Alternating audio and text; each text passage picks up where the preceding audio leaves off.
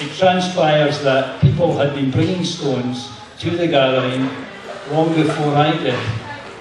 And I really wanted to thank Jim because it gave me the opportunity to visit places that I'd never visited before. Places that were not too far away from where I lived. And it opened a whole new vista for me. I've been to the great Tantalian fortress of the Douglas family in East Lothian. I've been to Abbey Craig, where William Wallace swept down and slaughtered the army of a tyrant. And I've been to Roslin, where the Sinclair family built a chapel, where Dan Brown wrote in the novel On the Quest for the Holy Grail. And some people do believe that the Holy Grail is in Roslin, but the powers that be will not allow them to dig underneath. Roslin is an amazing place. It's a land where the Sinclairs built a massive fortress, where Roslin Chapel was built, where Templars, the Knight Templars had their preceptories, and where Crusaders went to fight on the Crusades. And when my friend and I went down this year to collect the stones at Roslin, it was a horrible, miserable, snowy, windy day. And the first thing we thought of is, we're going to get down there into that valley glen, but we're not going to get up again. So we got down. I was saying to Jim Cleland, the amazing thing about our visit this year was we walked down the path past the chapel, and on either side there is two old graveyards. The one on the left is old, but not as old as the one on the right. The right-hand side one is an ancient one. And as you walk past them, you went deeper and deeper down the path and into the glen. And on the left-hand side, it swept down deep into the valley, and on the right-hand side, it swept down. And as you got deeper, it got darker, and the trees were really waving in the wind, and it was howling. We got down to the bottom where the castle was, with its 300-foot-high walls, and down the steps into the valley. And it was really quite dark, and the wind was howling, and the trees were moving, and it was really quite a sort of frightening experience. So we got the stones and we came back up, and our first thoughts were, Alan's dodgy knees are not going to get up these steps. And I thought, I ain't going to carry on. But as we got further up the steps, the sun came out and the wind stopped blowing. And we got the stones and we came up. So as I say, it's been a wonderful experience for me. And I thank James Cleland because it was a quest. It actually was a quest. And I no longer thought about, what are these warriors getting stones for? They're not getting medals, they're not getting trophies, they're getting stones. But stones could talk. What an amazing story these stones would tell us. Amazing stories. Taken from a place where men fought tyrants, stood and fought for the land, and turned back a whole army that wanted to destroy, a country that wanted to destroy their way of life. So I think it's only fitting that the warriors do get stones because they just emulate in their own way what these men did so many years ago. So I'm really proud to be given the opportunity to do this. It means a lot for me to do this. And I admire what these guys do and the effort they put into it, and the challenges that they give to each other, and the way that they succeed. So I'm just glad for the opportunity to do that. And I hope that I can cross the pond next year and do exactly the same thing. So thank you. And the moment you've all been waiting for, right? Overall, I want to say a big thanks to all the athletes that came out. We had a total of 46 athletes on the field today, which is really awesome considering we had a year off. We had 11 teams. And I guess first off, I can ask all of the Shire folk come up. We had 7 Shire teams out today.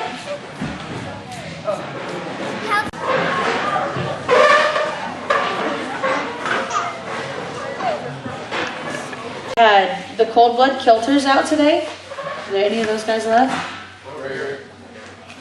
We had Clan Douglas on the field today. We had Clan Crawford 1 on the field today. Clan Crawford 2. MEMW. The Hounds of Ulster. I don't think any of them are left. And then XSVD was the other team. There you go. Okay. And the winner of the Shire Division was Clan Douglas. Come with your stones, guys.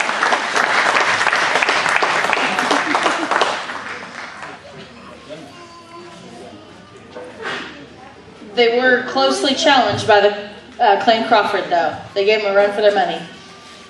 Thanks, guys. Well done. Well done.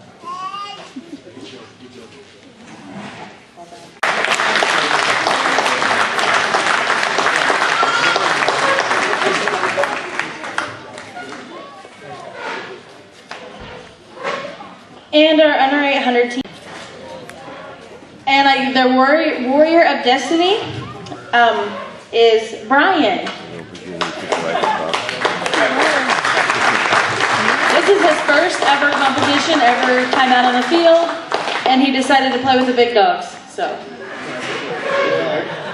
nice job.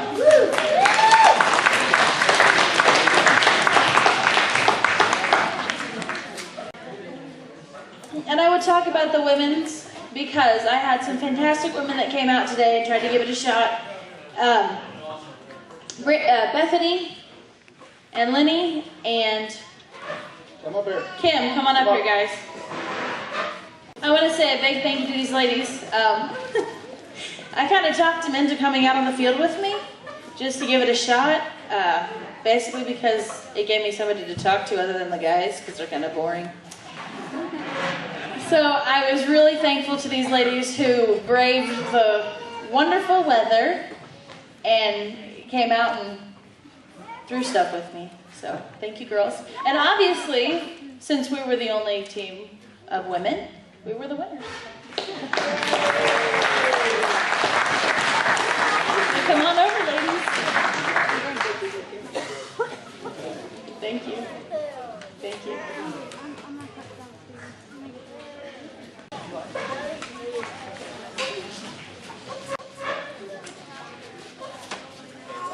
We had 2 teams in the over 800s. We had Murphy, which is Chad and John and Jonathan. And then we had Sticks and Stones, which is the other 4 guys here. Vern, Chris, Andy. And believe it or not, guys, they had a tie. 143 points for each team. And we're going to have to settle it somehow.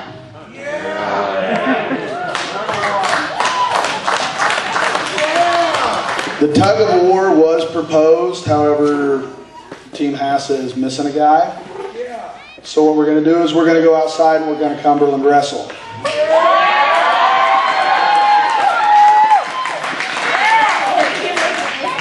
So, Team Hassa, pick your guy.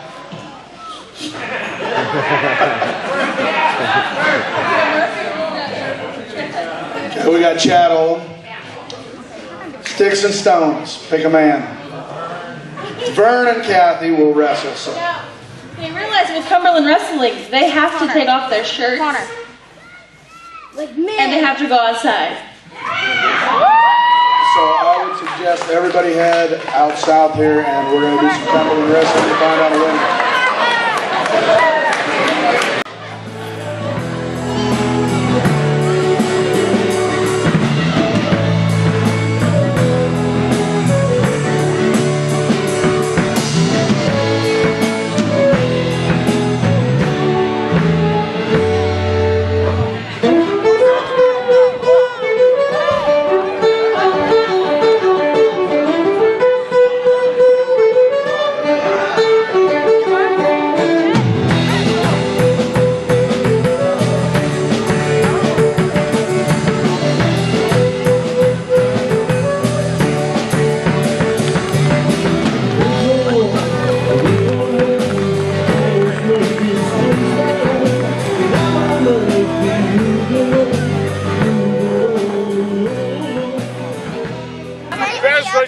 show you ladies what raw Scotsmen really look like.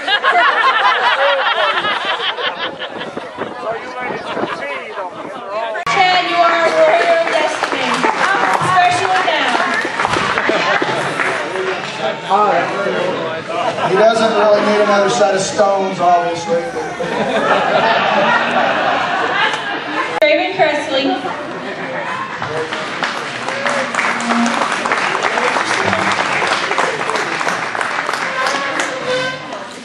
And last but not least, we had a few fallen records today.